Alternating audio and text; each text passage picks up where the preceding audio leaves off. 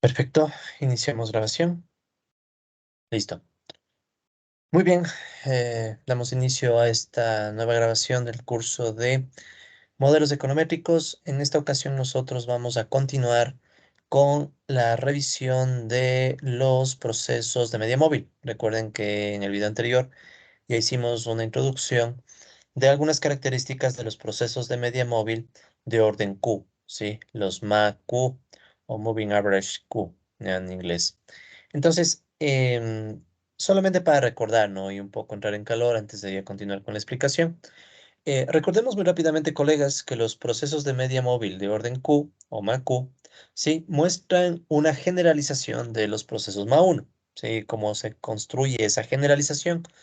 Tenemos una serie YT y queremos reconstruir o queremos replicar esta serie de T por medio de la inclusión de un término constante mu, que va a representar la media del proceso, más un término de ruido blanco y más una media ponderada de varios términos de ruido blanco retardados, ¿no? O sea, tenemos aquí teta 1 multiplicado por el primer retardo del ruido blanco, epsilon t menos 1, más teta 2 multiplicado por el segundo retardo del ruido blanco, más teta 3 multiplicado por el tercer retardo, y así sumando hasta llegar al retardo de orden Q, teta Q, multiplicado por epsilon t menos Q. ¿Sí? Entonces tenemos toda esta estructura que representa al modelo de media móvil Q. ¿Sí? Entonces esta se la puede ver de esta manera, esta estructura, o también se la puede ver de forma más compacta, agrupando todos estos términos en un sumatorio, ¿no? O sea, básicamente podríamos nosotros decir que tenemos que YT es igual a un valor constante mu, ¿sí? La letra griega mu, no se olviden, más un sumatorio de todos estos valores, teta por epsilon, ¿sí? Donde a teta le ponemos el subíndice k y a epsilon el subíndice t menos k, y K iría desde 0 hasta Q minúscula, ¿sí? K iría desde 0 hasta Q minúscula y recogería toda esta suma, ¿sí? Solo con la salvedad que también se está recogiendo el término inicial epsilon t, porque si se fijan, K empieza en 0. Entonces aquí tendríamos un epsilon t menos 0, que es epsilon t mismo, multiplicado por un teta 0. Entonces, para simplificar un poco la vida, vamos a asumir que el teta 0 es igual a 1, ¿sí? Teta 0 igual a 1, o sea que aquí nosotros tenemos un 1, ¿sí? Y eso permite que esta suma sea compatible con esta otra notación, ¿ya? Son lo mismo, ¿sí? Son lo mismo. Muy bien, entonces aquí siempre recuerden que el epsilon t es un ruido blanco con media 0 y varianza constante sigma al cuadrado, mientras que los términos mu y teta 1, teta 2 hasta teta q son valores constantes. Entonces tenemos toda esta estructura de suma de ruidos blancos, ¿sí? Y una media constante, ¿de acuerdo? Y aquí vale la pena recordar un poco, y tal vez aquí es más visible, el por qué nosotros llamamos este proceso de media móvil, ¿sí? Recuerden que lo llamamos de media móvil en esencia porque nosotros estamos tratando de reconstruir la serie YT por medio de una media móvil ponderada, ¿sí? De los Q retardos del ruido blanco epsilon t. O sea, nosotros tenemos el ruido blanco epsilon t y tenemos todos estos tetas multiplicando a los valores retardados del ruido blanco, y todo esto conformaría un promedio ponderado, si quieren, ¿no? Un promedio ponderado que se va moviendo a medida que cambiamos t, ¿sí? Y si quieren, todos estos teta, estos coeficientes teta son ponderadores, ¿ok? Esto ya lo vimos un poco en el video anterior, solamente para refrescar la memoria. Entonces vamos a ver la respectiva plantilla de Excel que tenemos para el proceso de media móvil de orden 3, UMA 3. ¿Sí? Entonces aquí vamos a poner por ejemplo, 0,2. Aquí tenemos un modelo, la simulación, ¿no? De un modelo o de una serie que sigue un proceso MA3, ¿ya? La forma en la que se construye esta simulación, ustedes ya la conocen y también pueden descargar la plantilla de Excel de nuestro material de clase o del sitio web del curso, ya saben, ¿sí? No se olviden de eso. A ver, disculpen, solo quiero verificar que estoy compartiendo pantalla, ¿sí? Entonces, colegas, ¿cómo se construye esta simulación? Lo de siempre, ¿no? Nosotros primero simulamos el ruido blanco. ¿Ya? Entonces aquí tenemos una simulación de ruido blanco. En realidad hemos hecho 1000 simulaciones de ruido blanco. Sí, tenemos aquí una columna de 1000 simulaciones de ruido blanco. Cada simulación, recuerden que se construye con una función inversa normal, porque queremos ruido blanco gaussiano, aleatorio para generar una probabilidad volátil que va a ir cambiando.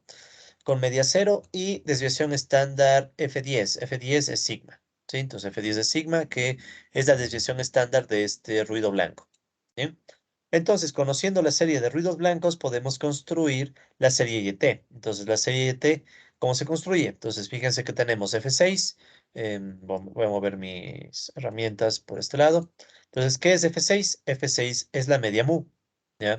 Más D17, que es el primer ruido blanco, epsilon t, de 17, el que está en rojo, más F7, que es teta 1, es esta constante, por D16, que es D16, el primer retardo de epsilon t, más F8, que es teta 2, por D15, que es el segundo retardo de epsilon t, más F9, que es teta 3, por el tercer retardo de epsilon t, que corresponde a este valor en azul, ¿no?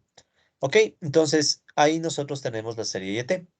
Luego, como ustedes bien saben, para correr esta simulación no tenemos más que hacer que correr la fórmula de Excel. ¿Sí? Corremos la fórmula de Excel hasta abajo y tenemos 1000 simulaciones, ¿no? O sea, en pocas palabras, ustedes tienen este valor y simplemente lo corren y tienen ya las simulaciones de la serie. ¿Ok? Entonces, aquí se puede ver por qué les llamamos media móvil, ¿ya?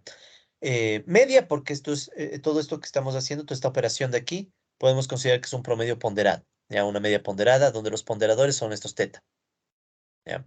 Pero más de eso es móvil porque si nosotros nos fijamos, a medida que avanza el tiempo, todos los valores del ruido blanco que permiten construir la serie Y se van moviendo junto con Y. O sea, miren, pues si ven que aquí se va moviendo, entonces tomamos estos valores de ruido blanco, si bajo se toman estos otros y así, ¿no? Entonces se va moviendo, el ruido blanco se mueve, o los valores de ruido blanco que estamos usando para reconstruir la serie se mueven a la par que el periodo de tiempo. ¿Sí? Entonces ahí ustedes pueden ver cómo se va moviendo, ¿no? Entonces por eso les llamamos media móvil, ¿sí? Entonces ahí pueden ver cómo estos cuatro valores se van moviendo con el tiempo hasta que al final estos son los cuatro últimos valores los que permiten replicar o generar el valor de y en el periodo 1000. ¿Ok? Bueno, entonces eso primeramente, luego ustedes saben que hay que poner algunos valores para poder correr la simulación y aquí tenemos la simulación de YT, ¿no? Igual los otros términos son cosas que hemos visto, ¿no? Por ejemplo, el promedio acumulado, como ustedes saben, es el promedio que se va construyendo cada que vamos acumulando muestra.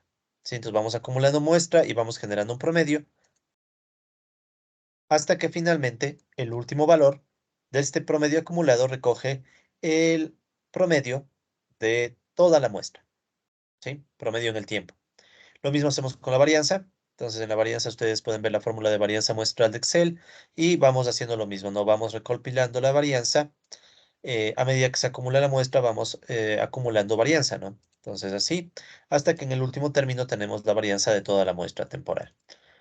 Y bueno, también tenemos las fórmulas de las autocovarianzas, que en definitiva recuerden que para sacar la autocovarianza es sacar la covarianza de unos valores de YT comparados con los valores distanciados un determinado periodo de tiempo. En este caso, como es autocovarianza de primer orden, hacemos una distancia de un periodo entre el valor de referencia, ¿sí?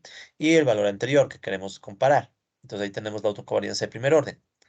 Igual se va acumulando. Para la autocovarianza de segundo orden, vemos que hay un salto de dos periodos, ¿sí? Y después con el tiempo se va acumulando, pero se mantiene este salto de dos periodos. Si tenemos autocovarianza de tercer orden, podemos ver que hay una distancia de tres periodos y así, ¿ya? Entonces eso ya lo hemos visto antes con respecto a las autocovarianzas. Y las autocorrelaciones, colegas, como saben muy bien, no son más que la división de la autocovarianza para la varianza. Entonces la autocorrelación de orden cero siempre es uno, ¿sí? No se olviden eso. La autocorrelación de primer orden sería la división entre la autocovarianza de primer orden y la varianza. La de segundo orden, la autocorrelación sería igual a la autocovarianza de segundo orden para la varianza y así, ¿no? En el caso del tercer orden lo mismo y así sucesivamente. ¿Ok? Listo. Entonces, esa es la construcción de todos estos indicadores del proceso de media móvil MAT3 en este ejemplo. Y a su vez, ustedes pueden ver que están calculadas las autocovarianzas teóricas. ¿Ya? Ya vamos a ver eso. Eh, pero bueno, sigamos recordando un poco de cosas que ya vimos antes, pero no está de más reforzar, ¿no? Con respecto a la esperanza de este proceso, como ustedes ya vieron en el video anterior, la esperanza de un MAQ es básicamente el término mu. ¿Por qué pasaba eso? Porque si yo aplico la esperanza en rojo, quiero, disculpen, poner mi lápiz en rojo. Ya, entonces yo quiero sacar la esperanza de esta YT. es lo mismo que sacar la esperanza de cada sumando, ¿no? Recuerden que la esperanza de la suma, ¿sí? Recuerden, ¿no? Que la esperanza de la suma es igual a la suma de las esperanzas, ¿ya? Entonces, en este caso, la esperanza de YT se puede distribuir entre la esperanza de epsilon, de mu, perdón, la esperanza de epsilon t, la esperanza de teta 1, epsilon t menos 1, y así, ¿no? La esperanza de todos estos términos, ¿sí? O si quieren, en términos más resumidos, esto de aquí a que sería igual a la esperanza de mu más el sumatorio de la esperanza, o incluso podemos ver esto, vean. Recuerden que la esperanza de una constante por variable aleatoria, la constante sale. Sumatorio de teta k, esperanza de epsilon t menos k. Cualquiera de las dos sería correcta. ¿Cuál es entonces la intuición? Como sabemos, en el ruido blanco la esperanza es cero. Entonces todos estos términos se van anulando, ¿sí? Toditos estos términos se anulan. Y el único término que no se va a anular es la esperanza de mu. Pero como mu es una constante, al final queda simplemente mu como el valor esperado de la YT. ¿Ok? Entonces eso ya está visto. Con respecto a la varianza que tenemos, una idea parecida, ¿no? Tenemos aquí la varianza de YT igual a la varianza de este valor constante más la suma de ruidos blancos ponderada. La suma ponderada de ruidos blancos. Como nosotros sabemos, en una varianza, los términos constantes no aportan varianza, no aportan volatilidad, no son aleatorios. Entonces, por las propiedades de la varianza, sabemos que este término se va a volver cero, ¿sí? Entonces, este término no existe y por eso es que yo puedo escribir simplemente la varianza de la suma. Primera cosa, ¿ya? Entonces, eso es porque mu es una constante. Ahora, la varianza de la suma, ¿a qué es igual? Entonces, aquí nuevamente aprovechamos que estamos trabajando con ruido blanco. Al trabajar con ruido blanco, una de las propiedades del ruido blanco por definición es que la covarianza entre epsilon t y epsilon t menos k es cero para cualquier k mayor a cero. O sea, si yo tengo una distancia temporal entre dos ruidos blancos, por ejemplo, k igual a 2, entonces si yo tengo una distancia temporal de 2, la autocovarianza de ese ruido blanco es cero, ¿sí? Por definición. O sea, no hay un patrón que yo pueda encontrar entre valores retardados del ruido blanco. No hay ningún patrón. Entonces, para ese caso en particular, o sea, si la covarianza es cero, entonces yo puedo decir que la varianza de la suma es igual a la suma de las varianzas. ¿De acuerdo? Entonces, solo por esta propiedad. Si no tuviéramos esta propiedad, no estuviéramos trabajando con ruido blanco, entonces no podríamos hacer esa descomposición o esa aplicación, ¿no? De que la varianza de la suma sea igual a la suma de las varianzas. Eso por un lado. Por otro lado, fíjense que nos queda aquí, o sea, si hacemos un poquito más paso a paso, solo por recordar, ¿no? La varianza, si quieren, para no ser muy atropellados, me llevo esto a mi pizarra, ¿ya? Entonces, esta varianza, así súper rápido, son cosas que ya vimos, ¿no? Pero quiero reforzar, ¿no? Está de más. Entonces, por la propiedad que habíamos dicho de que la covarianza entre epsilon t y epsilon t menos k es cero para un k mayor a cero, o sea, para una distancia temporal, entonces yo puedo decir que esta es la sumatoria desde k igual cero hasta q de la varianza de teta k epsilon t menos k, ¿ok? Y luego que tenemos la varianza de una constante, porque recuerden que las tetas son constantes y epsilon t menos k es una variable aleatoria. Entonces esto me va a quedar como la sumatoria desde k igual 0 hasta q de teta k al cuadrado varianza de epsilon t menos k, ¿ya? Entonces aquí recuerden que toda varianza de una constante por variable aleatoria, la constante sale elevada al cuadrado, ¿sí? La constante sale elevada al cuadrado. Finalmente, esta varianza de epsilon t menos k, que es igual, entonces por ruido blanco sabemos que la varianza de epsilon tau es igual a sigma al cuadrado para todo tau. Incluso si tau es igual a t menos k, igual se aplica. O sea, la varianza siempre es lo mismo, sigma al cuadrado. Entonces, al final, la varianza que ha sido igual, entonces, esto ya sabíamos, ¿no? Entonces, la varianza va a ser igual al sumatorio desde k igual 0 hasta q de teta al cuadrado k, sigma al cuadrado. Sí, que es lo que está aquí. ¿Ya? Entonces, teta k al cuadrado, sigma al cuadrado, o si quieren, también se puede descomponer este sumatorio y nos quedaba toda esta expresión. ¿Ya?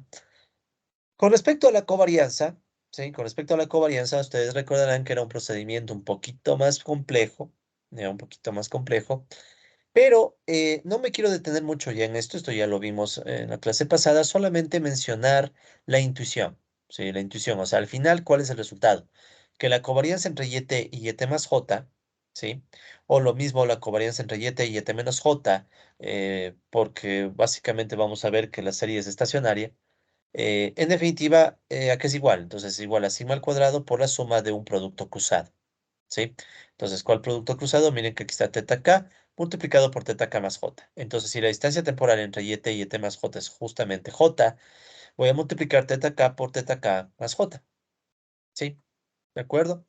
Esto tiene mucho que ver con el hecho de que todos los demás términos se anulaban, ¿sí? Quedaban acompañados de algún ruido blanco, de algún producto de ruidos blancos de diferentes periodos y se anulaban, ¿ya? Ok, entonces eso no lo vamos a volver a ver, sino que más bien vamos a, y con esto ya de a poco nos acercamos al punto en que nos quedamos en el video anterior, vamos nosotros a más bien ver la fórmula en general, ¿no? Vamos a captar la fórmula en términos más intuitivos. O sea, por ejemplo, esta es la autocovarianza de orden J, ¿no?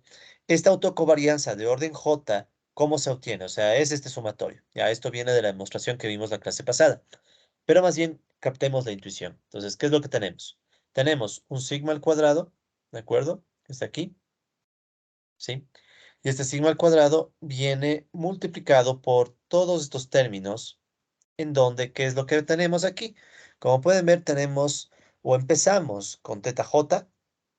Luego ese va creciendo a teta j más 1, teta j más 2, hasta llegar a teta q menos 2, teta q menos 1 y teta q, ¿ya? Entonces, ese término quiero que le prestemos mucha atención, ¿no? Parte de un teta j, ¿sí? Que es el orden del cual nosotros queremos sacar la autocovarianza, y esa j va creciendo hasta llegar a q. Sí, eso por un lado. Por el otro lado, ¿qué tenemos? Este teta j, por ejemplo, está multiplicado por 1, o ese 1 también le podemos entender como un teta 0. Entonces, ¿qué es lo que podemos notar? Que aquí hay primero un teta 0, luego hay un teta 1, luego un teta 2, luego un teta q menos 2 menos j, teta q menos 1 menos j y finalmente teta q menos j. O sea, siempre se mantiene entre estos dos coeficientes la distancia temporal j. ¿Sí? Siempre se mantiene la distancia temporal j. ¿Por qué es importante notar eso? ¿Ya? Para mí, colegas, en este curso no es vital que ustedes se aprendan estas fórmulas de las autocovarianzas y demás. No es vital eso, sino que entendamos la lógica que sigue. ¿Sí? O sea, cuál es la lógica que está detrás de esto. Y básicamente lo más importante aquí, la lógica que más me interesa que captemos, es que esta autocovarianza toma esta forma para valores de j entre 0, 1 hasta q. En cambio, si j es mayor a q, la autocovarianza se anula y se vuelve cero, ¿ya? Esto era lo que decíamos un poco la clase pasada. ¿Por qué? Si se fijan, as- si nosotros asumimos que j es mayor a q, por ejemplo, escojamos, quiero saber cuál es la autocovarianza q más 1, ¿ya? Q más 1. O sea, hagamos que j sea igual a q más 1. Obviamente aquí j es mayor a q porque q más 1 es mayor a 1, ¿no? Es mayor a q, perdón. Q más 1 es mayor a q, obviamente. Entonces, ¿con qué empezaríamos esta fórmula? Esta fórmula tendría que empezar con un teta q más 1, ¿sí? Empezar. O sea, en vez de teta j empezaría con teta q más 1. Pero hay un problema. Teta q más 1 no existe si yo estoy analizando un modelo MAQ. Recuerden que en un modelo MAQ la estructura dice que es YT igual a la media más ruido blanco epsilon t más teta 1 epsilon t menos 1 más puntos suspensivos hasta más teta q epsilon t menos q. Y nada más. No existe un teta q más 1. Entonces, este teta q más 1 de entrada es cero. Y peor, el siguiente ¿cuál sería? Teta q más 2. Sí, estoy pensando en estos términos que van creciendo, ¿no? Teta q más 3, etcétera. O sea, todos esos términos no existen. Entonces son ceros. Cero, cero, cero. Y por eso es que al final podemos decir que si j es mayor a q, o sea, si quiero sacar la autocovarianza de orden mayor a q, entonces simplemente cero. Y eso es lo más importante en los procesos, es de los detalles más importantes dentro de un proceso MAQ, ¿ya? Entonces, esto es uno de los detalles súper importantes. Entonces, ¿qué es lo que veíamos en la clase pasada? Podríamos poner algunos ejemplos, ¿no? Por ejemplo, si tenemos un proceso MA1, ¿cómo nos queda la aplicación de estas fórmulas? Nos queda de la siguiente forma, ¿no? Primero tenemos la varianza, luego tenemos la autocovarianza de primer orden y luego las autocovarianzas desde 2 en adelante, por eso j mayor a 1, se anulan. ¿Sí? ¿Por qué? Porque si yo quisiera sacar, por ejemplo, el gamma 2 de un MA1, si estoy en el ma 1, este gamma 2 tendría que ser igual a sigma al cuadrado multiplicado por teta j. ¿Pero qué es teta j? Teta 2. Ya ni siquiera necesito seguir avanzando. Teta 2 en un ma 1 no existe, porque ustedes bien saben que el ma 1 simplemente es y igual a media más ruido blanco más teta 1 epsilon t menos 1. Nada más. Teta 2 no existe, entonces ese teta 2 es de entrada 0 y ya por ende sé que gamma 2 es 0. Y si gamma 2 es 0, gamma 3 también es 0 y gamma 4 y no tengo para qué estarme preocupando más. Entonces ya vemos que aquí aparece este gamma 1 con un valor, pero el resto se vuelven ceros. Eso en un ma 1. ¿Qué pasa en un ma 2? En un ma 2 sabemos que esta es la varianza. Luego tenemos la autocovarianza. Entonces fíjense también cómo se calcula esto, ¿no? La varianza empieza con 1. El 1 es el teta 0. Ese 1 que está ahí es el teta 0 al cuadrado si quieren. Entonces está teta 0 al cuadrado, teta 1 al cuadrado. Luego solo se usa teta 1 y luego ya no se usa nada. Miren aquí. Aquí se empieza igual con teta 0, que es el 1. Luego va teta 1 y luego teta 2 y después ya no avanza más. ¿Por qué? Porque si quisiera sacar, por ejemplo, gamma 3, tendríamos que sacar como sigma al cuadrado multiplicado por teta j. La fórmula, ¿no? Lo que me dice la fórmula. Pero, ¿qué es teta j? Si j es empezar con 3, entonces aquí deben que empezar también con 3. Y ya de esto sabemos que es 0, porque en un ma 2 no existe teta 3. 0. Por eso es que el gamma j, o la autocovarianza, se vuelve 0 desde j mayor a 2. ¿Ok? Y lo mismo para el ma3. Entonces, en un ma3, ¿qué sucede? Tenemos la varianza, autocovarianza de primer orden, empezamos con teta 1, no pasa nada. Autocovarianza de segundo orden, empezamos con teta 2. Autocovarianza de tercer orden, empezamos con teta 3 y luego 0. ¿Sí? Y luego ya no hay nada, porque si quisiéramos continuar, perdón ser tan repetitivo, pero es para que quede súper claro, ¿no? Entonces, gamma 4 sería igual a sigma al cuadrado por teta j. Teta j, pero sabemos que j es 4. Entonces, aquí estaría teta 4, pero es un ma 3. Entonces, ese teta 4 también se anula y se vuelve 0. ¿Ok? Muy bien, entonces con eso ya hemos reforzado un poco más lo que quería hacer, ¿no? Reforzar un poco más la explicación de los procesos MACU y podemos continuar, ¿no? Entonces vamos a continuar con la animación y sí, desde aquí vamos a seguir. Muy bien, entonces ya tenemos una idea de cómo se comporta la autocovarianza. Sí, la autocovarianza. Ahora, desde este comportamiento de la autocovarianza podemos sacar también el comportamiento de las autocorrelaciones. Porque recuerden que la autocorrelación ρ sub j no es más que la división entre la autocovarianza de orden j y la varianza. ¿Sí? O sea, autocovarianza versus varianza. ¿Ya? Entonces, aquí nace la siguiente cuestión, ¿no? Ya nosotros tenemos las fórmulas de la autocovarianza y de la varianza de la lámina anterior. Entonces, ya no voy a hacer los cálculos muy detallados, sino que simplemente hacemos las divisiones. O mejor dicho, vemos los resultados que nos dan en las láminas. O sea, en las láminas ya se hicieron las divisiones. Entonces, por ejemplo, ¿cómo queda la autocorrelación para un ma 1? Entonces, para un ma 1, fíjense cuál es el patrón. Primero, gamma 0 es la varianza, ¿no? Sobre gamma 0 me va a dar 1. Entonces, la autocorrelación de orden 0 siempre es 1. ¿Ya? Entonces, eso no tiene ninguna novedad. Luego ustedes pueden ver que aparece el ρ1, o sea, la autocorrelación de primer orden. Y aquí sí hay una división entre gamma 1 y gamma 0 que si ustedes verifican viendo la lámina anterior les va a dar teta 1 sobre 1 más teta 1 al cuadrado. ¿Ya? Entonces, este de aquí es importante. ¿Sí? Recuerden, estamos en ma 1. Luego, ¿qué viene? Que para los valores superiores a 1, para las distancias temporales j superiores a 1, esto se anula. Entonces simplemente ya no tengo más autocorrelación. Entonces miren cómo la autocorrelación para un ma1, qué forma toma. Incluso si quieren podríamos dibujarla, ¿no? Pues cómo se vería. Nos vamos a hacer aquí la gráfica de la autocorrelación ρ sub j, que también se reconoce como la función de autocorrelación FAC. ¿Sí? Entonces la función de autocorrelación FAC o el ρ sub j. Y acá abajo vamos a poner los valores de j. ¿Sí? Los valores de j, o sea, 0, 1, 2, 3, por decir, ¿no? Entonces, ¿cómo se va a ver este caso? ¿Ya? ¿Cómo se va a ver este caso? Bueno, el primer valor para 0 siempre es 1. Entonces aquí está el 1 y aquí tenemos esta altura. Entonces sería ρ 0, que siempre es igual a 1. Luego tenemos el valor de 1, o sea, para ρ 1. Entonces ρ 1 va a estar acá, ¿sí? ρ 1, ¿ya? De hecho, si se fijan, este término va a ser menor a 1, porque teta 1 es más pequeño que teta 1 al cuadrado, ¿no? O sea, el denominador es más grande que el numerador. Eso ya lo vimos, ¿no? En el ma 1. Y para el resto de valores que tenemos, que ρ j es 0, o sea, para el resto de valores no hay nada. Entonces, miren lo importante de que en un ma 1 se empieza a notar que hay una barrita importante en la FAC o en la autocorrelación, o la función de autocorrelación, que es esta barrita para j igual 1, para una distancia temporal de 1.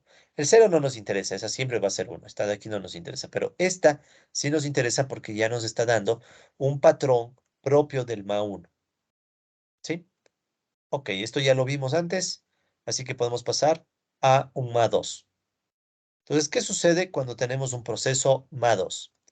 La primera autocorrelación, o mejor dicho, la autocorrelación de orden 0, sigue siendo 1, porque por definición la autocorrelación de orden 0 es gamma 0 sobre gamma 0, o o varianza sobre varianza.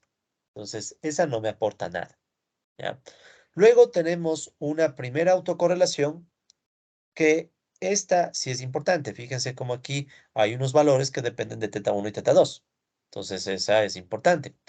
Luego tenemos esta otra autocorrelación de segundo orden que también es importante, porque tiene algunos valores en teta 1 y teta 2. Pero las siguientes autocorrelaciones ya se anulan. O sea, para después de 2, las siguientes autocorrelaciones son 0. Entonces, hagamos el mismo ejercicio de antes. Dibujemos cómo se vería la función de autocorrelación. Entonces, aquí estaría el eje J, la distancia temporal. Aquí estaría ρ sub j, que recuerden que esto es la autocorrelación, la función de autocorrelación. Y aquí ponemos los valores 0, 1, 2, 3, 4. 4 está bien. Entonces, como ustedes saben, no me cansaré de repetirlo. Para 0, siempre tenemos una altura de 1. ¿Sí? Este es el ρ 0, igual a 1. Luego tenemos dos autocorrelaciones importantes que son ρ 1 y ρ 2. Entonces, para ρ 1 puede estar por aquí, sería ρ 1. Para ρ 2 estaría por acá, ρ sub 2. Y luego, desde 3 en adelante, tenemos ceros. Entonces, noten cómo si nos olvidamos de esta primera barrita que no nos dice nada, porque siempre es 1, tenemos ahora dos barritas importantes en la función de autocorrelación. Aquella barrita para j igual 1 y otra barrita para j igual 2. Entonces ahora tenemos dos barritas en vez de, bueno, tenemos dos barritas, ¿no? En vez de una que teníamos antes. Pues aquí ya podemos ver el patrón que nos está dejando este ma 2 y estas dos barritas representan estos dos valores. Y bueno, ya pueden entender cómo va la lógica de esto. ¿Cómo sería en un ma 3? En un ma 3, ¿ven? La primera o la autocorrelación de orden 0 siempre es 1. Luego tenemos una primera autocorrelación importante, una segunda autocorrelación importante, una tercera autocorrelación importante, teóricas, son teóricas, dependen de los tetas. Y desde la cuarta, otra vez se hace 0. Entonces, permítanme dibujarlo acá arriba, si este patrón. Entonces, ¿cómo se vería? Entonces, aquí estaría J, ¿sí? Aquí estaría ρ sub J, que es igual a la función de autocorrelación. Y aquí tendríamos 0, 1, 2, 3, 4, etcétera. Entonces, para 0 ya saben que eso siempre es 1. Esa es la ρ 0, que siempre va a ser igual a 1. Luego tienen ρ 1. Luego tienen ρ sub 2. Luego tienen ρ sub 3. Y desde 4 en adelante ya no tienen nada, o sea, 0. Entonces, si nos olvidamos de la primera barrita, estas tres de aquí, ¿sí? Estas tres barritas que estamos viendo, estas tres ρ, son básicamente estas tres que están acá, ¿ya? Y por ende, tenemos certeza de que hay un matriz. ¿Ya? Entonces tenemos certeza de un matriz. O este es el patrón que nos deja un matriz. Tres barritas importantes y luego ceros. ¿Ok? Entonces ya tenemos una intuición bastante clara, ¿no? De qué patrón nos está dejando el MA a través de la función de autocorrelación, ¿sí? Entonces, si queremos, podemos generalizar esto, ¿no? En general, para cualquier proceso MAQ finito, ya vamos a hablar de eso un poquito más adelante, pero finito, el caso es que las autocorrelaciones Rho sub J de orden J mayor a Q son nulas. Lo que estamos diciendo, ¿no? Se anula para J mayor a 1 para un MA1, se anula para J mayor a 2 en un MA2 o se anula para J mayor a 3 en un MA3. ¿Ya? Esta es una característica propia de los procesos más finitos que permite su identificación. ¿Ok? O sea, si yo tengo una serie temporal, saco su función de autocorrelación, su FAC, y veo que se acerca a uno de estos patrones, entonces yo ya puedo asumir más o menos que esta serie puede reconstruirse como un proceso MA, ¿sí? MA1, MA2, MA3, depende de cuántas barritas importantes nos salen, ¿ya? Ya más adelante, cuando veamos esto más aplicado, ahí podremos hacer el ejercicio, ¿no? Ya más de ver las barritas en series reales, ¿no? Pero bueno, entonces resumamos lo que acabamos de decir una vez más. ¿Sí? Entonces aquí tienen esta lámina en donde justamente se grafican las funciones de autocorrelación FAC o ACF para los procesos MAQ, ¿sí? Que se anulan cuando tenemos un número de periodos de tiempo J mayor a Q. Recuerden, finito, no MAQ finito. O sea, ¿por qué finito? Porque finito, entonces, si es finito, tenemos un YT igual a mu más epsilon t más teta 1 epsilon t menos 1 más puntos suspensivos más teta q epsilon t menos q y se acabó.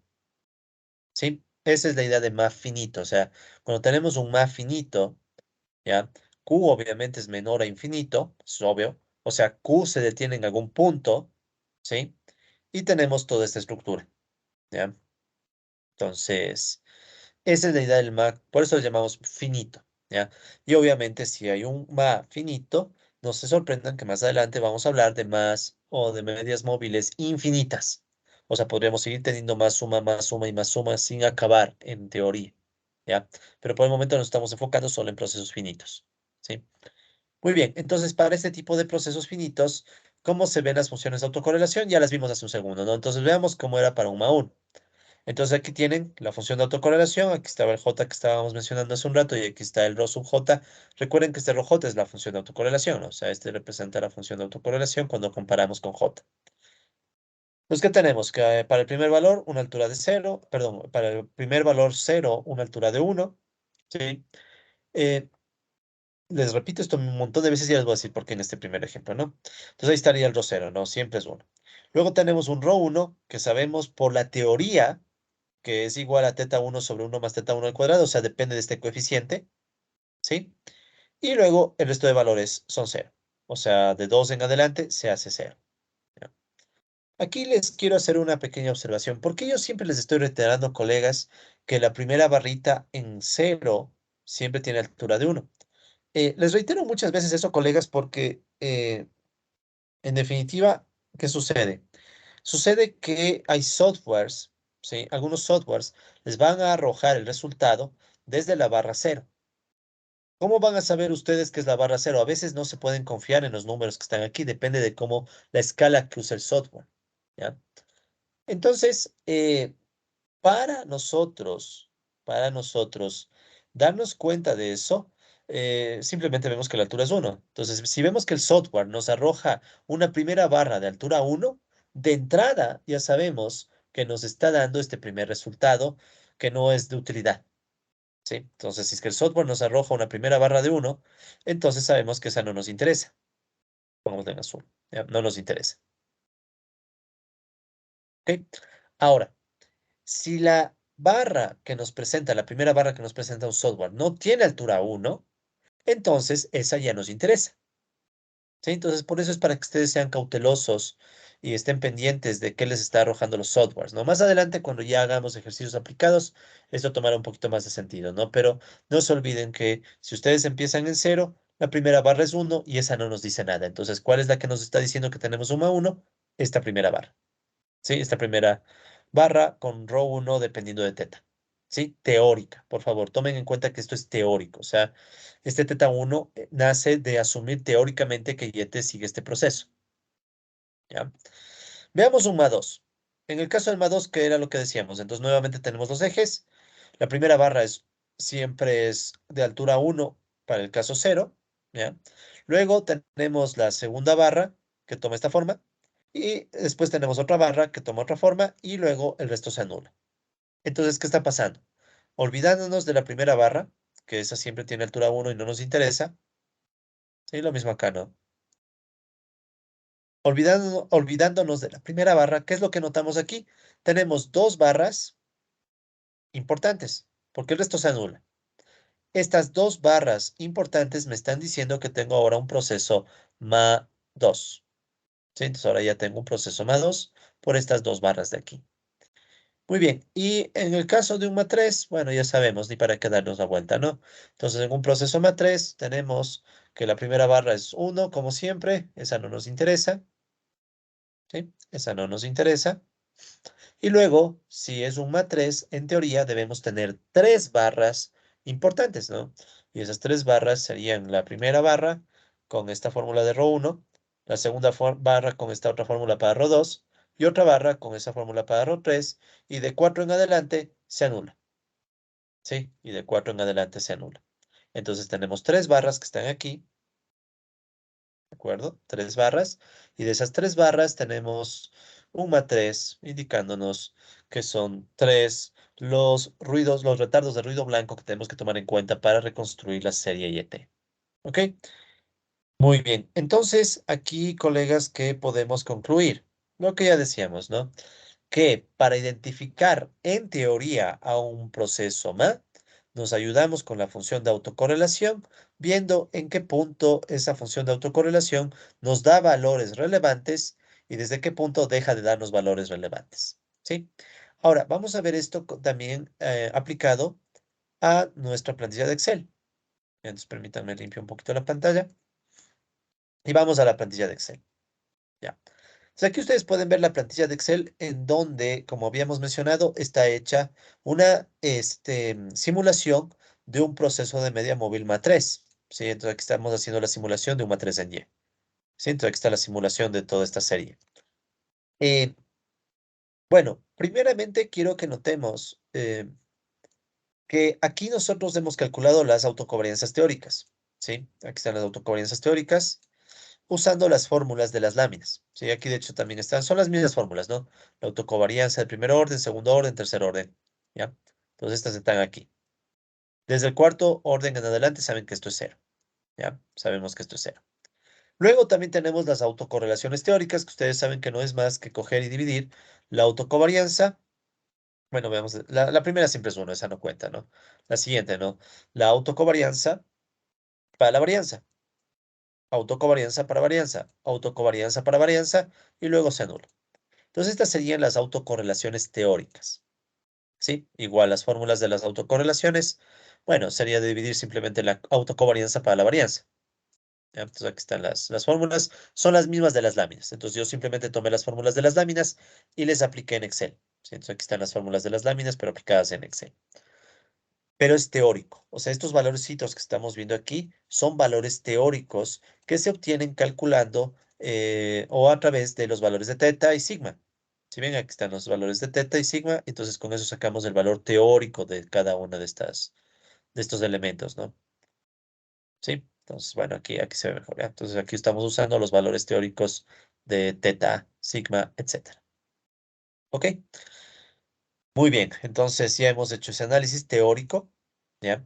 Ahora, una cosa es lo que me dice la teoría, otra es el comportamiento que tendría la serie, porque no necesariamente esto se va a ver muy fácil. Si este patrón no es muy fácil de encontrar, especialmente si la muestra no tiene el tamaño lo suficientemente grande, ¿no? Entonces vamos a hablar un poco de eso, ¿ya? Entonces, de los resultados anteriores, sabemos que un proceso MACU es estacionario. Entonces, una primera cosa que quiero resaltar, ¿no? eh, que siempre un MACU es estacionario, ¿no? O sea, resaltemos eso aquí, siempre, ¿ya? Siempre va a ser estacionario para cualquier grupo de valores teta 1, teta 2 hasta teta Q, ¿ya? ¿Por qué siempre un MACU va a ser estacionario? Porque su media, su varianza y sus autocovarianzas no dependen del tiempo, son constantes, ¿ya? Entonces, ¿qué es lo que podemos ver aquí? La esperanza, como ya demostramos en láminas anteriores, es constante, es una constante mu. La varianza es también constante, depende de las tetas, que son constantes, teta 1, teta 2 hasta teta q, y de sigma al cuadrado, que es otra constante. ¿Sí? Entonces estamos viendo que son todas constantes, ¿no?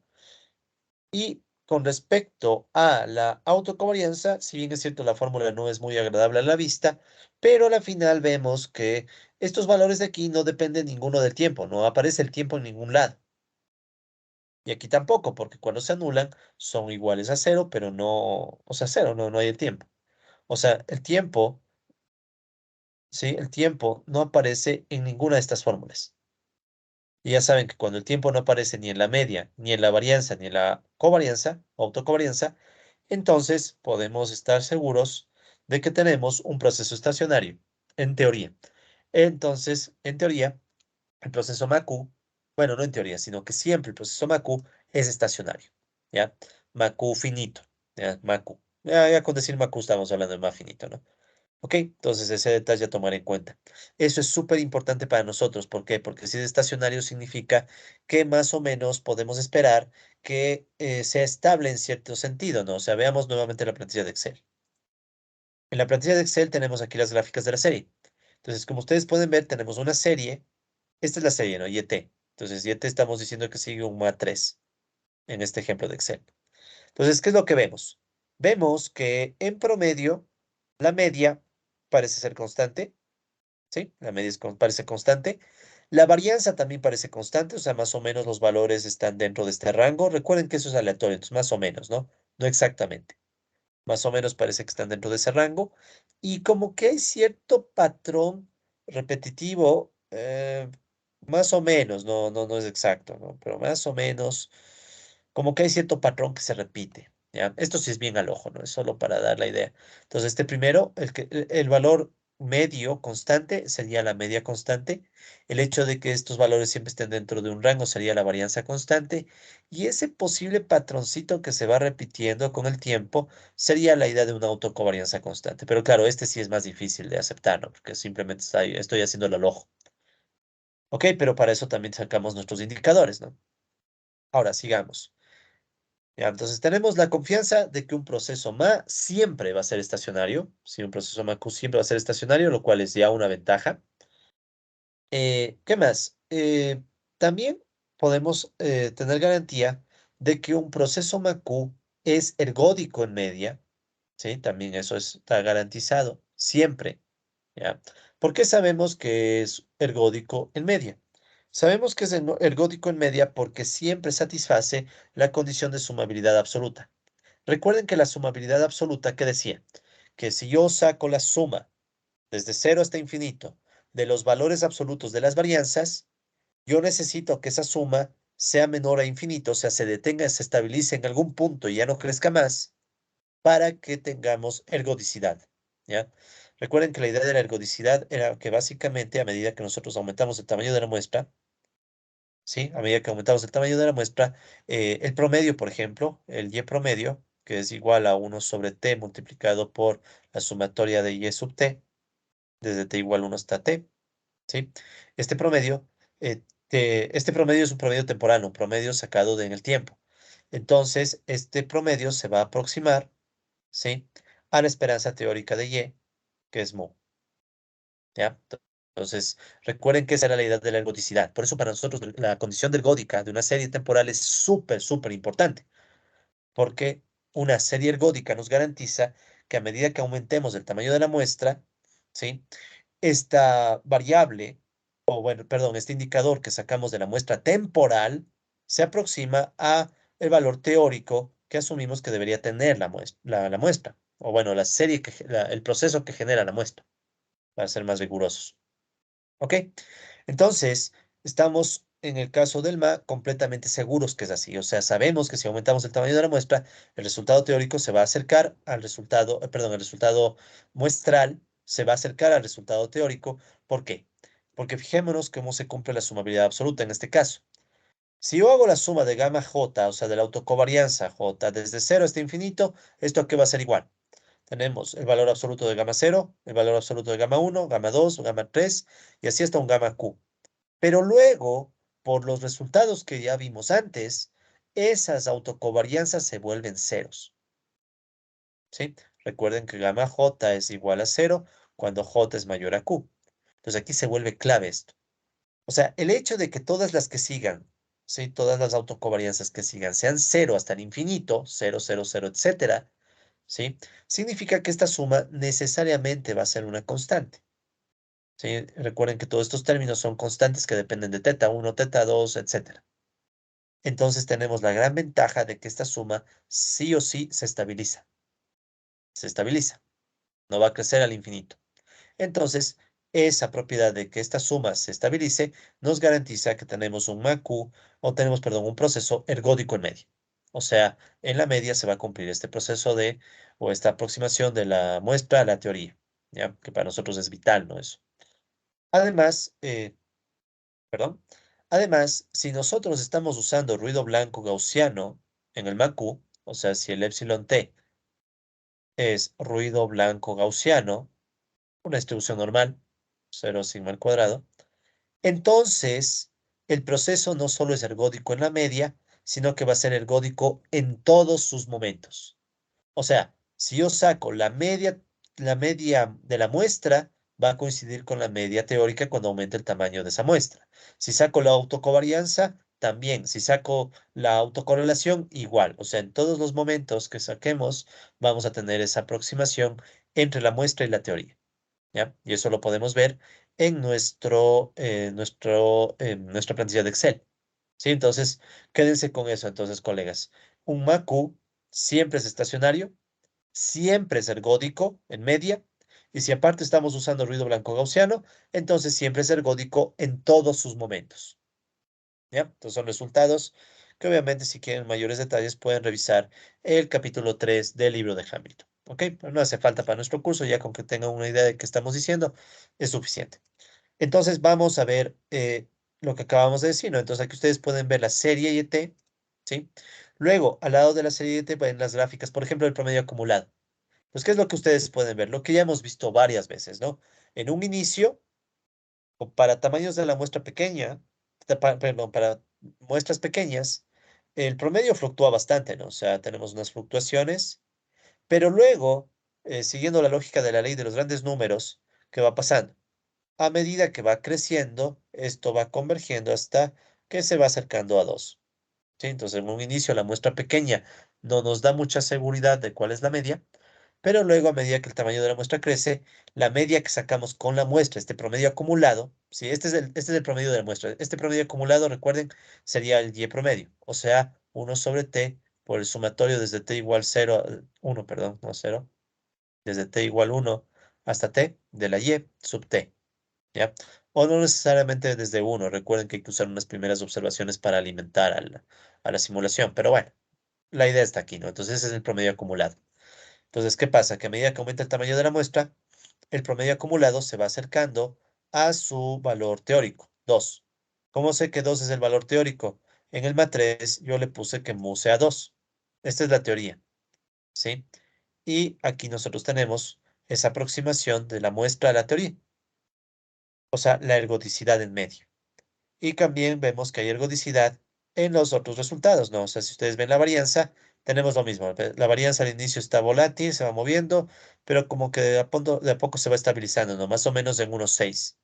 Veamos cuál es la varianza teórica, 1,54. ¿Ya? 1,54 es la varianza teórica. No es tan exacto, pero por ahí va, ¿no? Por ahí va. Y la autocovarianza de primer orden, igual con el paso del tiempo, mientras más crece la muestra, como que la autocovarianza teórica se va aproximando. Y lo mismo la de segundo orden, tercer orden, etcétera. Fíjense que la aproximación no es tan perfecta, ¿no? O sea, por ahí como que se aproxima un poco más, un poco menos, entre la segunda y la tercera. Pero lo que sí podemos decir es que en todas estas, sí, en la autocovarianza, bajemos un poquito el zoom, ¿ya? Tanto en la autocovarianza de primer orden, segundo orden y tercer orden, tenemos garantía de que este valor es diferente de cero. Ya, eso es lo más importante aquí. Vemos que estas tres primeras autocovarianzas nos dan un resultado diferente de cero. ¿Qué pasa con la siguiente autocovarianza? la cuarta autocovarianza y la quinta autocovarianza, ¿ya? Miren cómo ahora nos sale un valor muy cercano a cero. Cero está acá. Entonces miren cómo nos da un valor muy cercano a cero. Lo mismo aquí la quinta. Nos da un valor muy cercano a cero, no exactamente cero. Pero ya aquí podemos pensar, recuerden que esto se va moviendo, ¿no? O sea, esto puede ir un poco más arriba, más abajo. Es una convergencia en probabilidad, ¿no? O sea, no es una convergencia exacta. Pero pese a ello, tenemos cierta intuición de que esta cuarta y esta quinta autocovarianzas ya se están anulando, ¿ya? Entonces miren cómo aquí la muestra de a poco, a medida que crece, nos va mostrando las propiedades teóricas que acabamos de ver en las láminas. ¿Sí? Entonces aquí estamos viendo lo de ya desde una muestra. Claro, es una muestra simulada, ¿no? Pero vean cómo incluso una muestra simulada requieren de un tamaño de muestra bastante amplio para poder encontrar este patrón, ¿no? Porque si nosotros nos quedáramos con una muestra pequeña, ¿sí? Probablemente estaríamos viendo un patrón que no es el más adecuado, ¿no? ¿Sí? Entonces estaríamos en esta etapa de fluctuaciones si nos quedáramos con una muestra pequeña y ahí podríamos creer que esto es diferente de cero, cuando en realidad no lo es, sino que es un efecto de la aleatoriedad. ¿Eh? De hecho, si actualizan el Excel, van a ver cómo esto fluctúa. Entonces, si ven, ¿no? Fluctúa, pero a corto, o sea, para muestra pequeña, fluctúa. Pero a medida que pasa el tiempo, de a poquito se va acercando al cero. No es perfecto, ¿no? Pero como que se va acercando al cero. Lo mismo aquí no es perfecto, pero se va acercando al cero. ¿Sí? Entonces, por eso, una vez más, decirles algo que les he dicho durante todo el curso, ¿no? Es vital tener muestras grandes. Una muestra pequeña puede generarnos muchos problemas porque puede básicamente significar que estamos entrampados en una etapa muy aleatoria en donde aún no tenemos convergencia, ¿no? Ok, ahora quiero que se fijen en lo siguiente. Aquí, bueno, aquí hicimos las autocovarianzas. Estas solamente son gráficas de estos valores que están aquí en el Excel, ¿no? O sea, estos. Sí, estas autocovarianzas son las gráficas de ahí. Si quieren, también se podría hacer las gráficas de las autocorrelaciones. No hace falta, ¿no? No hace falta. Lo que sí podemos ver es en esta gráfica que está acá, esta que estoy, eh, esta que estoy señalando, tenemos la función de autocorrelación, la FAC o ACF en inglés, Autocorrelation Function. Y aquí podemos ver que hay una comparación. Las azules, perdón, las rojas, ¿sí? Las rojas son las autocorrelaciones teóricas, las que nacen de las fórmulas, ¿sí? De las fórmulas que vimos, por ejemplo, para el caso del MA3. Aquí están estas fórmulas, ¿no? Entonces, estas fórmulas son las que definen estos valores teóricos, excepto el uno, que el uno siempre, para cero, siempre tengo altura uno. Ahora, aparte de eso, ustedes pueden ver que hay unas en azul. ¿Qué son las autocorrelaciones en azul? Estas son las que nacen de la simulación, ¿sí? O sea, estas son las autocorrelaciones simuladas, ¿ya? Entonces, ¿qué podemos ver aquí, colegas? Podemos ver que la simulación se acerca bastante a la teoría. No es perfecta, porque aquí pueden ver que hay unos valores que la simulación no nos da cero, pero que en teoría sabemos que es cero, ¿ya? Entonces, como pueden ver, la simulación no es perfecta, pero nos da un patrón más o menos razonable, ¿no? O sea, podemos ver que estas, ya saben que la primera nunca cuenta, ¿no? Sí. Si es que ven que la altura es uno, ya saben que eso no cuenta. Entonces, ¿qué es lo que vemos? Vemos tres barritas importantes, tres autocorrelaciones importantes, y luego vemos que hay unos valores que están entrampados en cero, ¿no? O sea, que ya básicamente no, o bueno, teóricamente en cero, pero la muestra no es exactamente cero, ¿no? Sin embargo, veamos, vamos actualizando el Excel un poco para ver qué pasa, ¿no? Si le actualizamos al Excel, miren cómo a veces la aleatoriedad puede generarnos ciertas trampas. Y eso que esta es una muestra de tamaño 1000, o sea, t igual a 1000, es grande la muestra, o bueno, relativamente grande.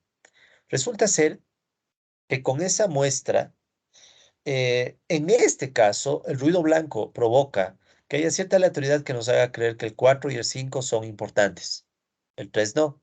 De hecho, yo más bien, si es que me guiara solo por la simulación, diríamos que las dos primeras son importantes y las otras no. Entonces miren eso, la aleatoriedad de vez en cuando nos puede jugar algunas malas pasadas, ¿no? Eh, volvamos a actualizar el Excel.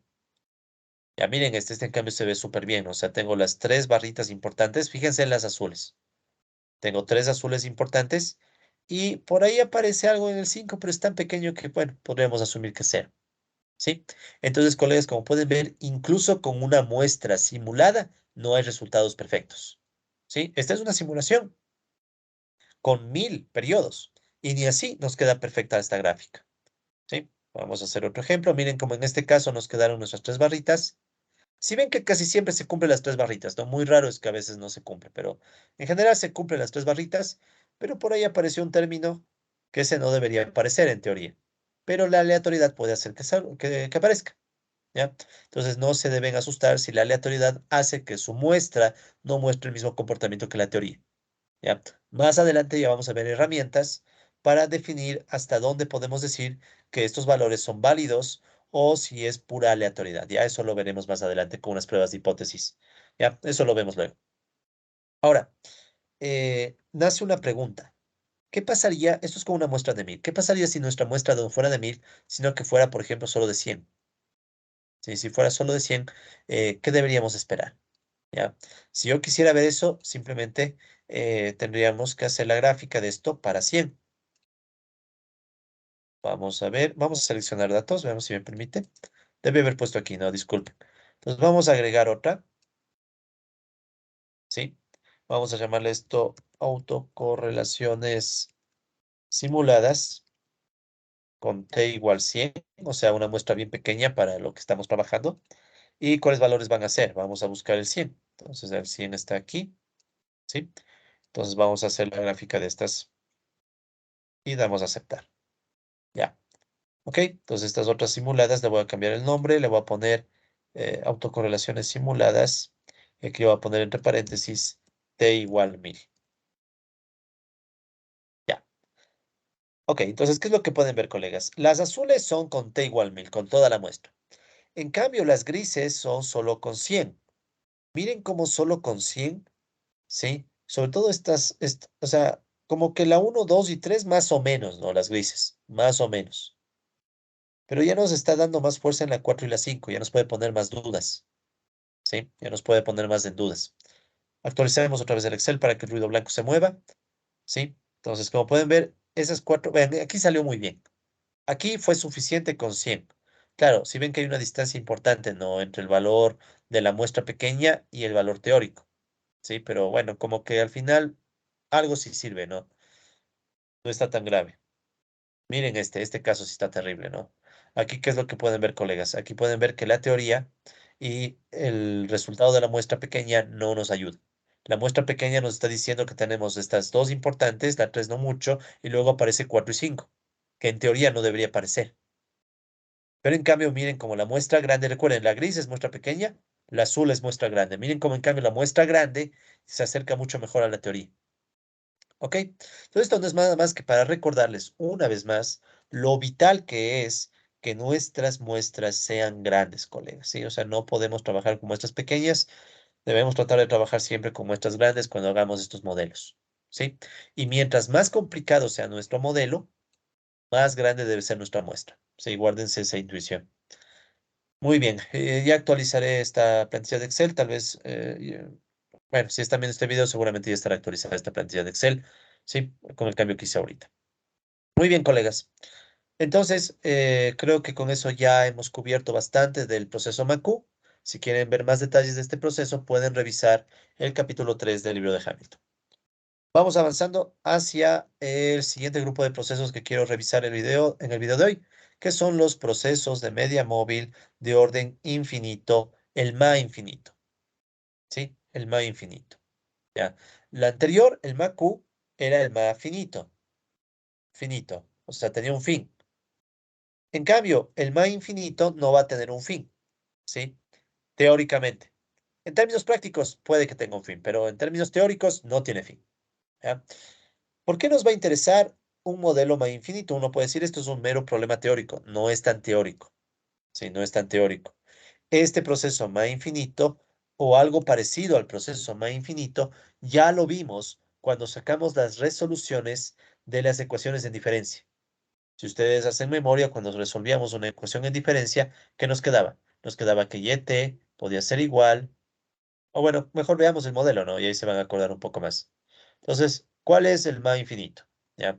El proceso de media móvil ma infinito tiene la siguiente forma. Entonces ahí les voy a explicar lo que quería decir. Entonces miren lo que tiene como estructura un ma infinito. Tienen ustedes la serie YT y ahora decimos que la serie YT se puede reconstruir como una media constante mu, ¿sí? Más, ¿qué cosa? Ruido blanco, ¿sí? Epsilon t, que sería el ruido blanco. Luego tenemos epsilon t menos 1, que es el primer retardo del ruido blanco, multiplicado por un componente psi. Esta de aquí no se olviden, es la letra griega psi, ¿ya? Que ya la vimos antes, o ya la vimos en su momento, como el multiplicador dinámico, ¿ya? Pero bueno, entonces, ¿qué tenemos aquí? Miren cómo está psi sub 1 multiplicado por el primer retardo del ruido blanco, psi sub 2 multiplicado por el segundo retardo del ruido blanco, psi sub 3 multiplicado por el tercer retardo del ruido blanco y así sucesivamente sin terminar. Por eso es ma infinito, ¿sí? O si quieren, simplificando un poco, podríamos decir que y es igual a esta media que es constante más una sumatoria desde k igual 0 hasta infinito de esta psi sub k epsilon t menos k. O sea, estos ruidos blancos. Sí, estos ruidos blancos con retardo T menos K y sí sub K. Notando que el primer valor que está aquí puede ser un 1 y por eso es que tenemos el sí sub 0 como 1 para que la sumatoria nos cuadre. ¿Ya? Pero es una sumatoria hasta el infinito. Ese es, digamos, el detalle más relevante de esta sumatoria. ¿Ya? Como siempre, vamos a asumir que epsilon t es ruido blanco y los términos mu, sí sub 0, etcétera, son todos constantes. ¿Ok? Muy bien, entonces quiero que noten esta primera distinción. Para el ma finito vamos a usar la letra griega teta. Ya, esta es la notación de Hamilton, ¿no? Que es bien estándar en series temporales. Entonces, para ma finito vamos a usar como coeficientes teta, ¿sí? Teta. Mientras que para ma infinito, ¿sí? Para ma infinito vamos a utilizar el término sí, ¿sí? Término sí, que serían estos de acá. ¿Ok? Ya, entonces, como les estaba diciendo, y ahora con la ecuación en pantalla es más fácil explicarles, esto de aquí se parece mucho, pues casi idéntico, a cuando nosotros resolvemos una ecuación en diferencia. Si ustedes buscan en sus apuntes o en nuestras láminas del curso, cuando recién estudiamos ecuaciones de diferencia de orden superior y resolvíamos, nos quedaba algo así, ¿sí? De hecho, ¿qué son los términos sí? Si ustedes sacan la derivada de y con respecto a un epsilon t menos 3, digamos, ¿a qué va a ser igual? Si saco la derivada con respecto a epsilon t menos 3, ¿qué va a suceder? Si la derivada con respecto a epsilon t menos 3. Va a suceder que todo lo que no tenga epsilon t menos 3 se va a anular. Esto se anula, se anula, se anula, se anula. Estos de aquí se anulan. O sea, todo lo que no tiene epsilon t menos 3 se anula. ¿Y qué me va a quedar? La derivada con respecto a epsilon t menos 3, ¿sí? Epsilon t menos 3 de psi sub 3 epsilon t menos 3. O sea, esto es una constante por la variable en la que estamos derivando. O sea, esto es igual a psi sub 3. ¿Y qué era esto? Recuerden que esto que estamos presentando es el multiplicador dinámico. ¿Sí? Es el multiplicador dinámico. O sea, cómo cambia la serie cuando 3 periodos antes hay un shock. Entonces, si 3 periodos antes hay un shock, ¿cuál es el impacto sobre Y? Psi sub 3. ¿Sí? De hecho, tal vez ustedes recordarán que cuando nosotros calculábamos el multiplicador dinámico en Excel, usábamos precisamente la función psicoef, ¿sí? Usábamos la función psicoef. Entonces ahora pueden entender mejor que la función psicoef hace referencia a este sí, que de hecho es el coeficiente de un proceso de media móvil infinito, si es que asumimos que epsilon t es ruido blanco. ¿Sí? En ecuaciones en diferencia, epsilon t no tiene por qué ser ruido blanco, pero en este contexto es ruido blanco, ¿sí? En el contexto de los procesos o de los modelos MA. Muy bien, entonces esa es la intuición, ¿sí? Entonces, como pueden ver, esto tiene más importancia de la que aparenta. Y de hecho, más adelante, cuando estudiemos los procesos autorregresivos, o sea, los procesos AR, ¿sí? Más adelante, cuando ya estudiemos procesos AR, ahí en cambio vamos a notar, ¿sí? Ahí que vamos a notar que hay un importante vínculo entre AR y ma infinito. ¿sí? Pero eso lo veremos más adelante, obviamente, cuando ya veamos procesos A. Bueno, colegas, entonces sobre el proceso más infinito, no quiero ahondar mucho en varios detalles, pero al menos ciertas cosas. Primero, ya saben que existe, ya saben que los coeficientes que están aquí son los multiplicadores dinámicos, en definitiva. Y además, también vale mencionar algunas cosas. Por ejemplo, Hamilton, en el apéndice 3A de su libro, ¿sí? Deja la demostración, nosotros no vamos a hacer, solo les menciono. Muestra que un proceso más infinito será estacionario no siempre, sino cuando se cumple una condición, que es la condición que les llama de sumabilidad cuadrática, ¿ya? O sea, este proceso más infinito no necesariamente es estacionario, a menos que se cumpla la siguiente condición. ¿Ya? ¿Cuál es la condición que plantea Hamilton? La siguiente. Los coeficientes del proceso, ¿sí? Los coeficientes del proceso elevados al cuadrado y sumados deben dar como resultado un valor menor a infinito, o sea, estable. ¿Sí? Tienen que darme un valor estable. O sea, si sub 1, si sub 2, si sub 3, si sub 4, etcétera, todos ellos, si les elevamos al cuadrado, es para que se quite el signo, porque algunos pueden ser positivos o negativos. Si les quitan el signo, o sea, si le elevan al cuadrado, todos se vuelven positivos. Y si después les suman, es vital que esa suma sea menor a infinito, o sea, se estabilice en algún punto para que entonces ahí sí el proceso sea estacionario. Si esta suma no se estabiliza, entonces y se puede volver explosivo. Es como tener algún término que me hace crecer más y más y más y más. Pero si esta suma se estabiliza, es que en algún punto ya no crecen más los valores. O sea, puedo agregar más términos, pero ya la suma no crece. O dicho de otra forma, la suma converge. Entonces, si la suma converge, entonces podemos tener la seguridad de que tenemos un proceso estacionario. ¿Sí? Ok, entonces esta condición no estaba en los MA anteriores porque en los MA anteriores esto siempre se detenía, ¿no? Entonces, si quieren, en un MAQ no tenemos un número infinito de coeficientes, pero en un MA infinito, por definición, sí tenemos un número infinito de coeficientes, entonces será estacionario el proceso si es que en algún punto esos coeficientes ya son tan pequeñitos que ya no nos importa. De hecho, eso es lo que va a pasar en la práctica, ¿verdad? En la práctica, cuando saquemos este tipo de cosas, era como cuando sacábamos el multiplicador dinámico, recuerden. Cuando sacábamos el multiplicador dinámico, ¿qué sucedía? Que estos términos, los multiplicadores dinámicos, se hacían cada vez más pequeños y la ecuación era estable, hasta que en algún punto eran prácticamente cero, eran tan pequeños que ya no nos interesaban. Entonces algo parecido va a suceder aquí. O sea, en la práctica, estos coeficientes en algún punto serán tan pequeños que ya no nos interesan. Y ahí tenemos estacionalidad. ¿Ok? Esta condición que está aquí, ¿sí? También queda garantizada con una condición más fuerte que es la de sumabilidad absoluta de los coeficientes. O sea, en vez de ponerlos al cuadrado, también se podría verificar si les pusiéramos el valor absoluto, ¿ya? De hecho, esta de aquí es más fuerte que la de acá, pero básicamente si se cumple la de acá abajo, se cumple la de arriba.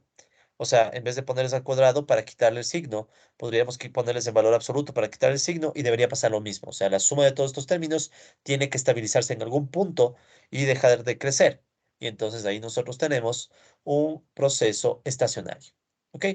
O sea, como les decía, esta sumabilidad absoluta que está aquí garantiza a la sumabilidad cuadrática, pero no viceversa. O sea, obviamente es preferible esta de acá arriba, pero esta de acá abajo puede ser también como una garantía de ambas. Pero a la final, colegas, cualquiera de estas dos con que se cumpla, ya nos da la misma intuición y el mismo resultado, ¿no?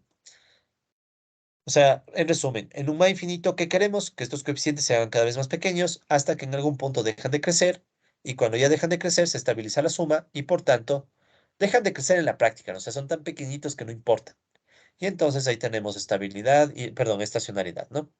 Entonces, el único caso, en el ma infinito. Los ma anteriores esto no pasaba. Recuerden que en el ma, si tienen un ma uno o un Q finito, finitos, entonces ahí sí la estacionalidad es siempre, siempre estacionarios siempre, ¿no?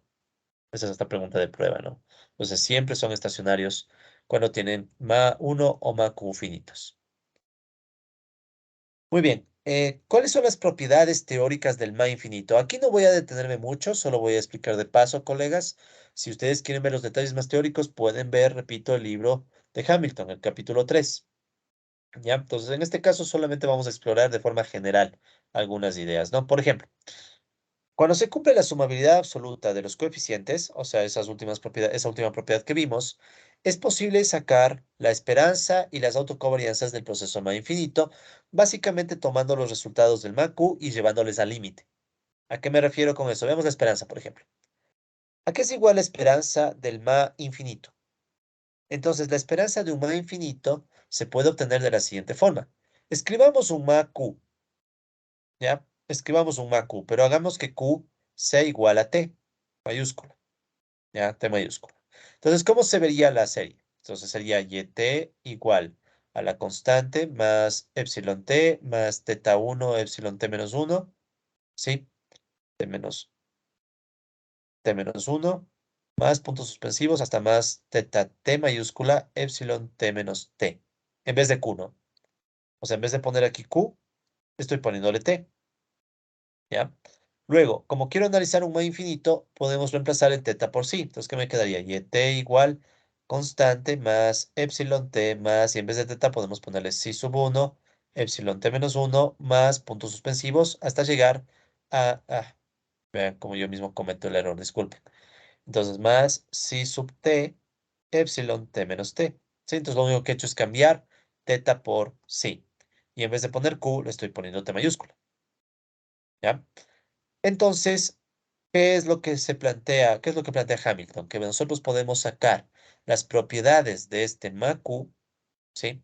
Tomando esta expresión y llevándole al límite. Cuando t, este t que sería el q, pero ahora a ese t le estamos llevando al infinito. Bueno, aquí mismo, t llevamos al infinito.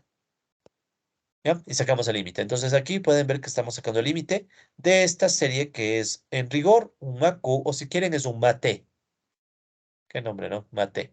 ¿Ya? Entonces es un MAT, o sea, es un MA que llega hasta t. Pero este t le estamos llevando al infinito. Ok, entonces es una forma un poco, si quieren, estoy siguiendo aquí la anotación de Hamilton, ¿no? Es un poco tediosa de decir, toma el MAQ, transfórmalo en un MAT, reemplaza teta por sí, e imagínate que esto le sigue sumando y le sigue sumando y le sigue sumando hasta el infinito, ¿ya? Entonces, ¿qué pasa con la esperanza?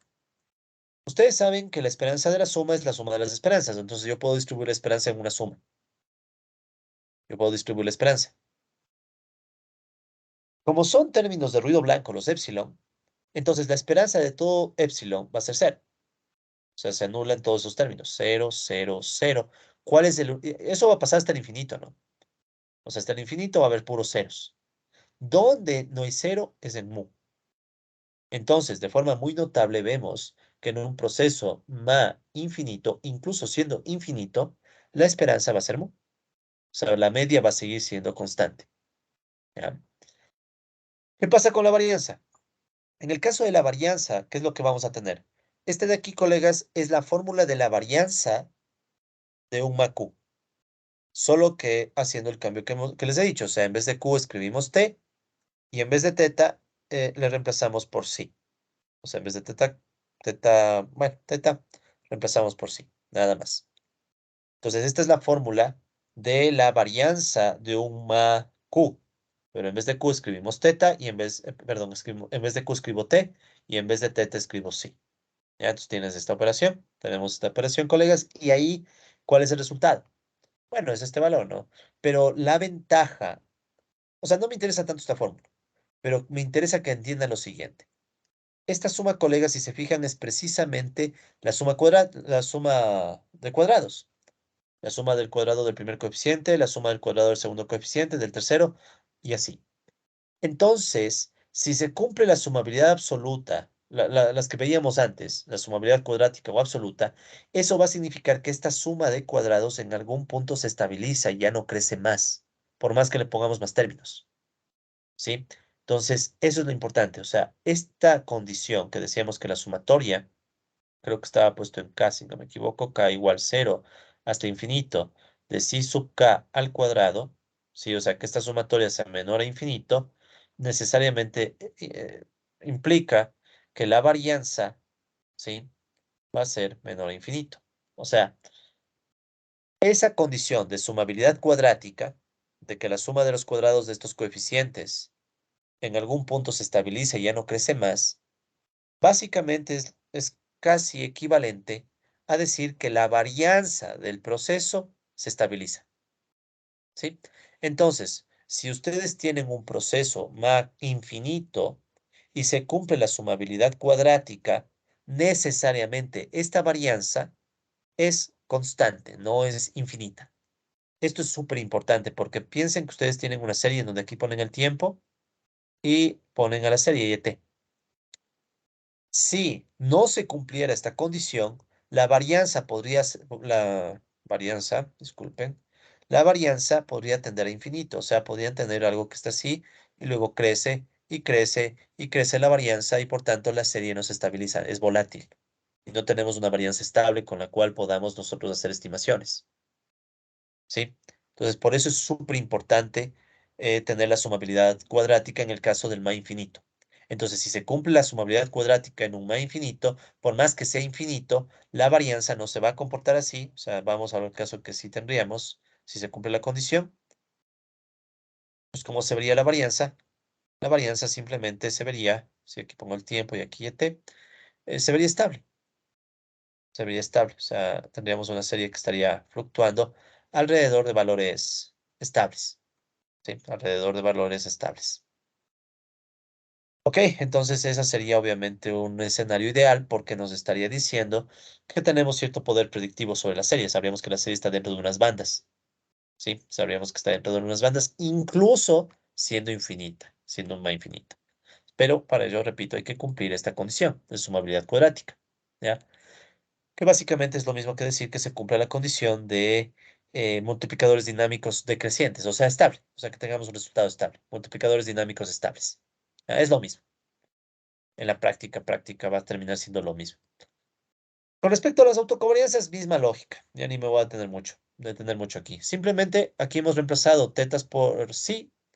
Aquí pueden ver que está otra vez ese producto cruzado. Recuerden que el sí sub 0 se transformaría en 1.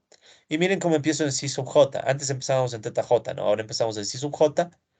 Y lo importante es que si se cumple la sumabilidad absoluta o la sumabilidad cuadrática, esta suma también se va a estabilizar en algún punto y por tanto la covarianza también va a ser constante en algún punto y se estabiliza.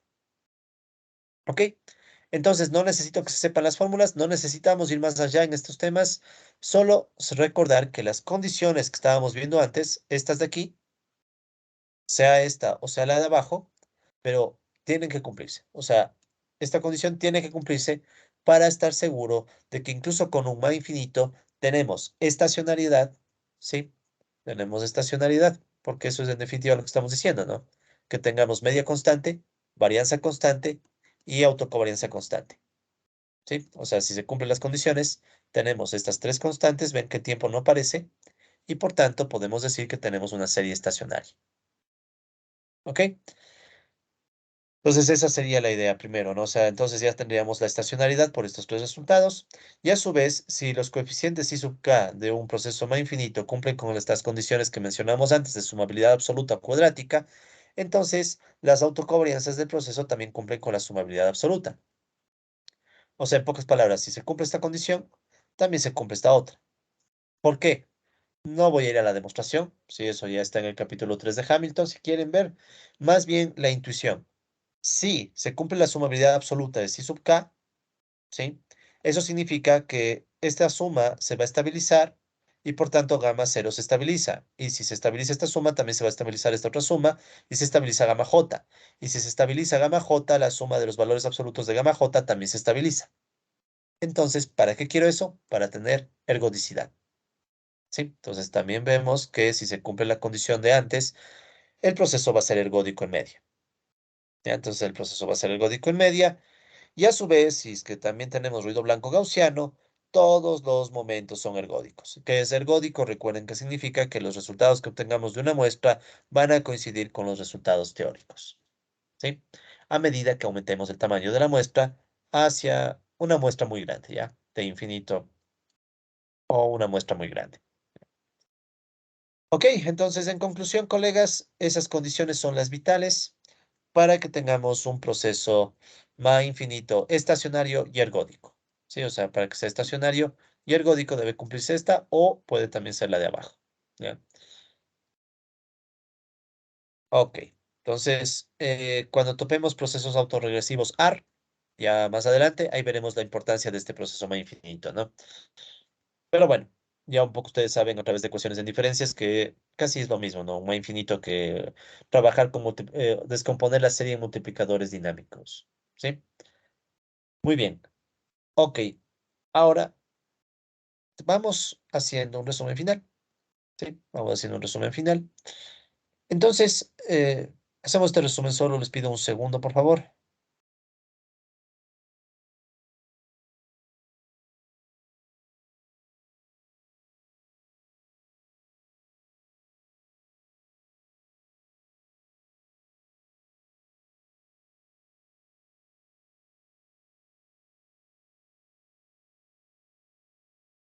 Listo, disculpen ese pequeño salto, continuamos, ¿no? Entonces hagamos un resumen final ya para cerrar este video de paso.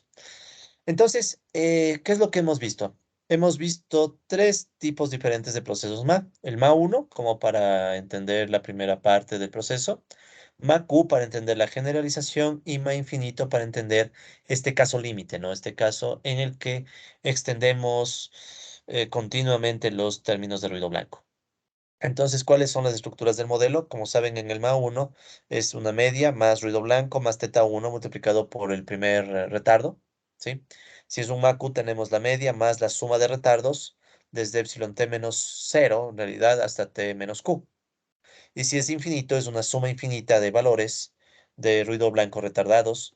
Y aquí aparece el cambio. En vez de trabajar con la letra teta, trabajamos con psi sub k, que nos hace recuerdo de los multiplicadores dinámicos. Bien.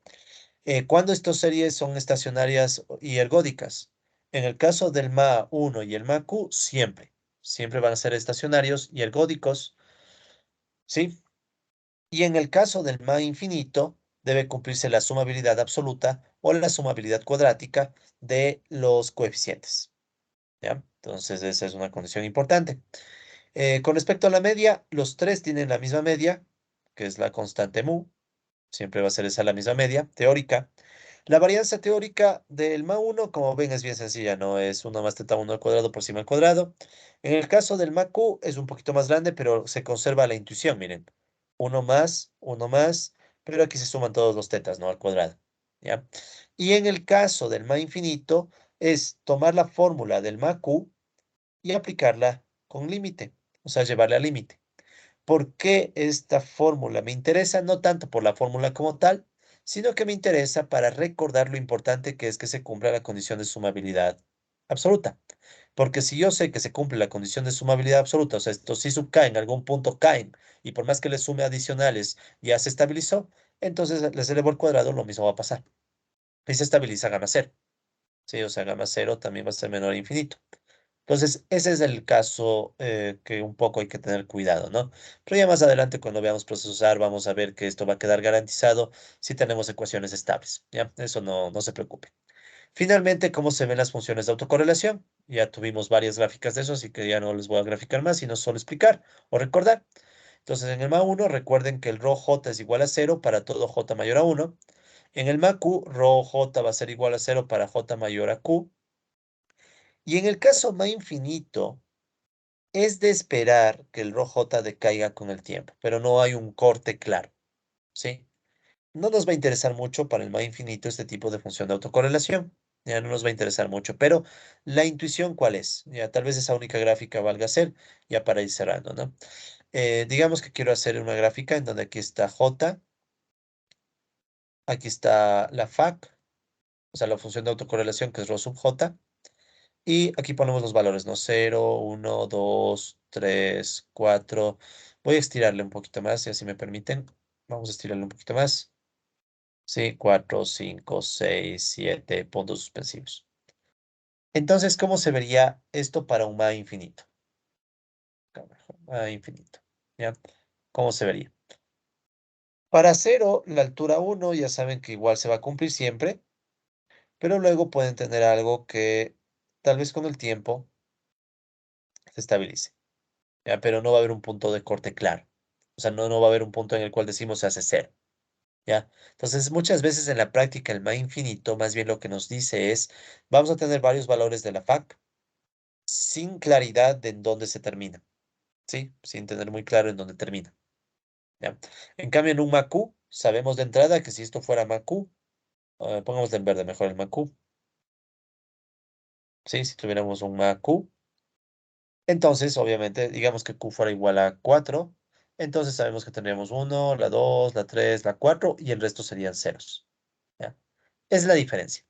Entonces, en un MA infinito, la FAC no termina de caer muy claramente, pero en algunos puntos va a ser bien pequeñita, o sea, ya prácticamente va a aparecer cero. Pero se puede demorar, ¿no? O sea, puede demorarse 7 periodos, 10 periodos, 20 periodos, no sabemos.